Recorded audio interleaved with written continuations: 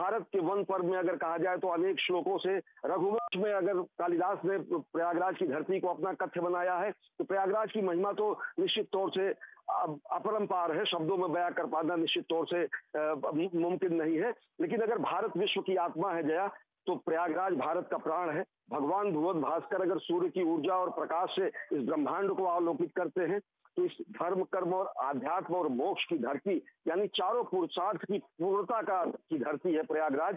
और अगर प्रयागराज की बात करें तो प्रयागराज को तीर्थराज कहा जाता है। संस्कृत में एक श्लोक में कहा गया है कि ग्रहाणाम च यथा सूर्य नक्षणाम च यथा शशि तीर्थानाम उत्तमम तीर्थम प्रयागाख्यम उत्तमम।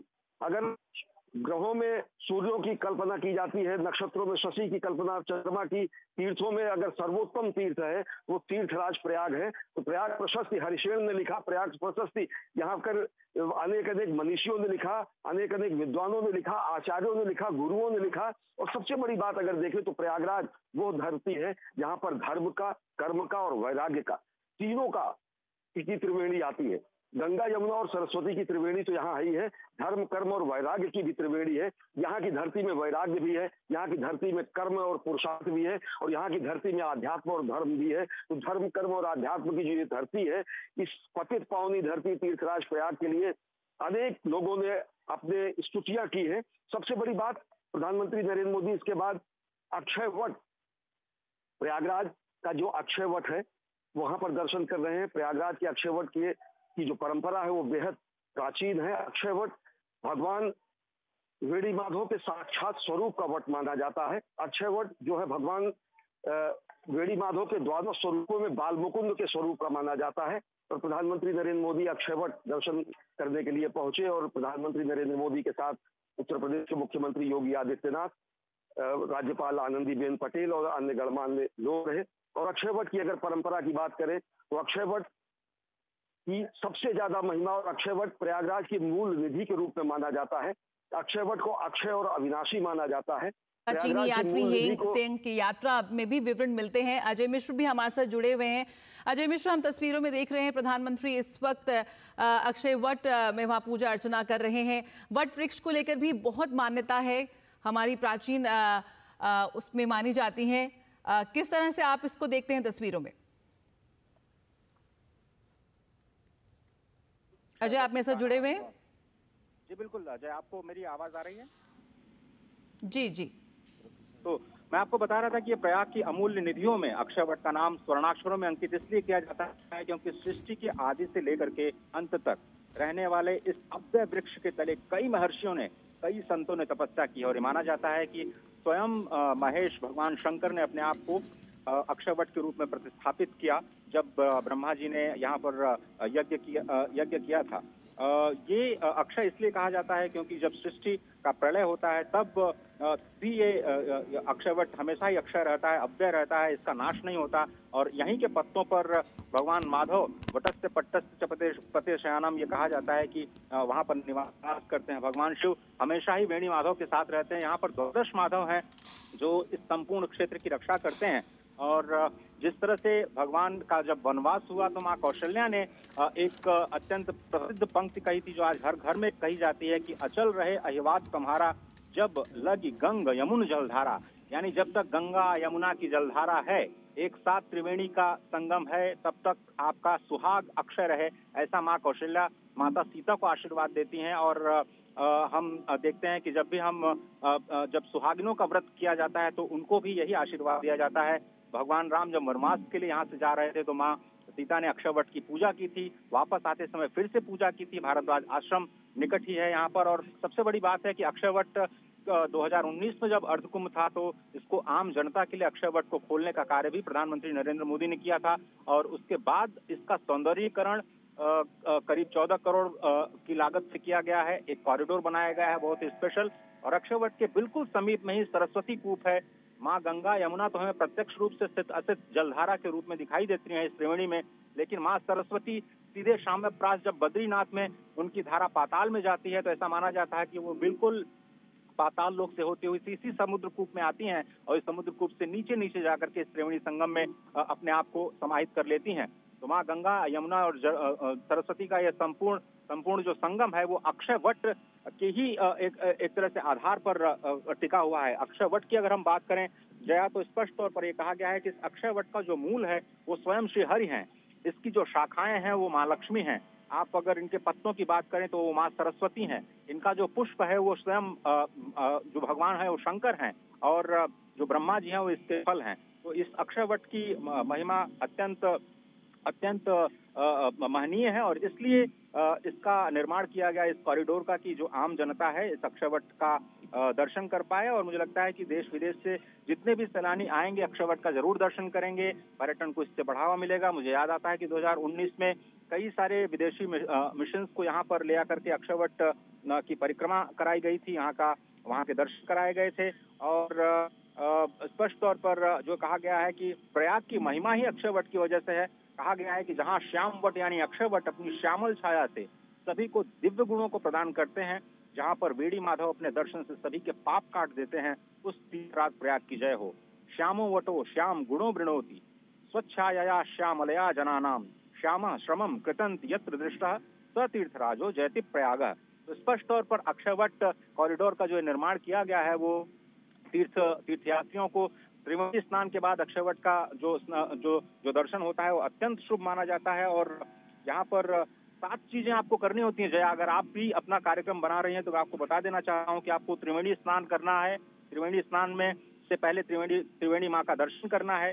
वेणी माधव का दर्शन जो यहाँ पर आप आज के दारागंज में होता है उसका अत्यंत महत्व कहा जाता है। तो वेणी माधव दर्शन के साथ साथ सोमेश्वर शिव, जहाँ से भगवान शिव अपने आप को स्थापित किया है, स्वयं ब्रह्मा जी ने उनको स्थापित किया है सोमेश्वर लिंग के रूप में। अरैल, जहाँ से प्रधानमंत्री ने क्रूज पकड़ी, इलेक्ट्रिक क्रूज निषाद राज नाम की, और किला घाट तक आए हैं, वहां पर सोमेश्वर शिव हैं, वहां का दर्शन करना है। भारद्वाज आश्रम जिसका कॉरिडोर का निर्माण किया जा चुका है, वहां पर दर्शनों का बहुत ही महत्व है, क्योंकि भारद्वाज यहाँ के प्रमुख ऋषि हैं जो कि वाल्मीकि जी के ही शिष्य हैं। और जब वाल्मीकि रामायण लिखी गई थी तो जब प्रथम श्लोक इस पूरे ब्रह्मांड का वाल्मीकि के मुंह से निकला तो उसको भारद्वाज ने ही लिखा था, क्योंकि वो तो सिर्फ बोल गए थे, भारद्वाज शिष्य उनके साथ थे, उन्होंने याद किया और उसको उसी रूप में रखा। तो आज जो आदि रामायण का प्रथम श्लोक है भारद्वाज जी के साथ जुड़ा हुआ है। और इस तरह से तीर्थराज सभी तीर्थों के राजा हैं। अग्नि पुराण में कहा गया है कि 60 करोड़ 10,000 तीर्थ नित्य सर्वदा यहाँ पर निवास करते हैं, और इसीलिए तीर्थराज को तीर्थराज कहा जाता है। और यहाँ के स्नान का अत्यंत महत्व है, और इस महत्व को पूरी दुनिया तक पहुंचाने का जो कार्य है वो अनवरत जारी है।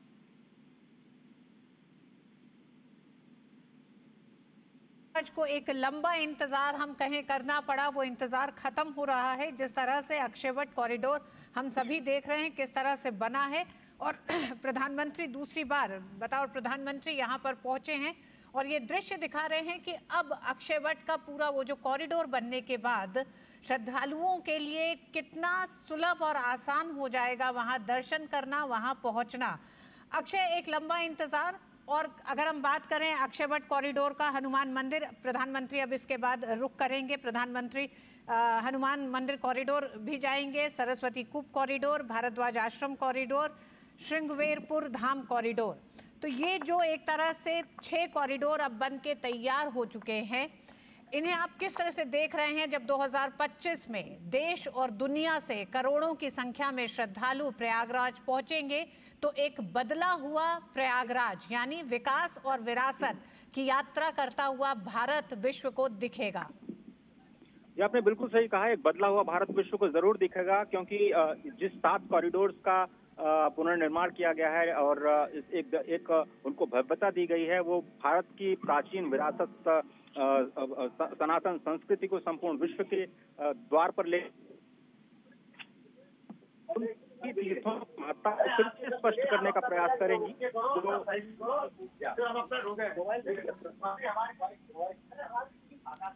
अजय हमारे साथ बने रहेंगे। हमारे साथ स्टूडियो में प्रोफेसर रामराज उपाध्याय जी मौजूद हैं। आप श्री लाल बहादुर शास्त्री नेशनल संस्कृत यूनिवर्सिटी से हैं। प्रोफेसर साहब, आपका बहुत बहुत स्वागत है। प्रोफेसर साहब, किस तरह से आपको लगता है, क्या एक लंबा इंतजार प्रयागराज ने भी किया है, और ये बदला हुआ प्रयागराज श्रद्धालुओं के लिए कितना एक तरह से एक सुविधाओं के साथ और श्रद्धालुओं के मन को भाने वाला प्रयागराज? प्रयागराज के बारे में जब यह कहा कि माघ मकरगत जब रवि होई, तीर्थ पति आवतः सोई। श्री रामचरितमानस में गोस्वामी जी लिखते हैं कि प्रत्येक वर्ष माघ मास में जब मकर राशि पर सूर्य आते हैं तो सभी तीर्थ वहां पर विराजमान हो जाते हैं। ऐसा ऐतिहासिक स्थल, ऐसा पवित्र स्थल, और इस स्थल के बारे में भी हम लोगों को जो ये कॉरिडोर वगैरह है इसमें इतना विलंब हुआ, जबकि ऐसे स्थलों की पवित्रता, ऐसे स्थलों के बारे में हमको सबसे पहले सोचना है, क्योंकि विकास का रास्ता यहाँ से जाता है, समृद्धि का रास्ता यहाँ से जाता है। यह एक ऐसा स्थल है जिस स्थल पर आकर लोगों के मन और बुद्धि इत्यादि में इतना बड़ा उनका एक बदलाव आता है, लोगों के विचार में एक वैचारिक क्रांति आती है जिससे वो अपने जीवन को सफल बना सकते हैं। ऐसे स्थलों के बारे में हमें निरंतर और सजग होकर के चिंतन करना है कि कैसे हम यहाँ आने वाले समस्त लोगों को ऐसा प्रफुल्लित कर सकें, या जो सुविधाएं उनको चाहिए वो सुविधाएं प्राप्त हो सकें, जिससे वो अपना भजन पूजन या हमारे सनातन धर्म में बताई गई जितनी भी वैदिक पद्धतियां हैं उन समस्त पद्धतियों का यथाश्रद्ध अपनी श्रद्धा के अनुसार, अपनी भावना के अनुसार वो कर सकें, पूजन कर सकें, दान कर सकें, पुण्य प्राप्त कर सकें, और अपने जीवन को और उसके साथ समाज के लोगों को सबको एक उत्थान के मार्ग की ओर ले जा सके। प्रोफेसर साहब, प्रधानमंत्री अक्षयवट स्थल पर हैं और वहां पूजा अर्चना कर रहे हैं प्रधानमंत्री।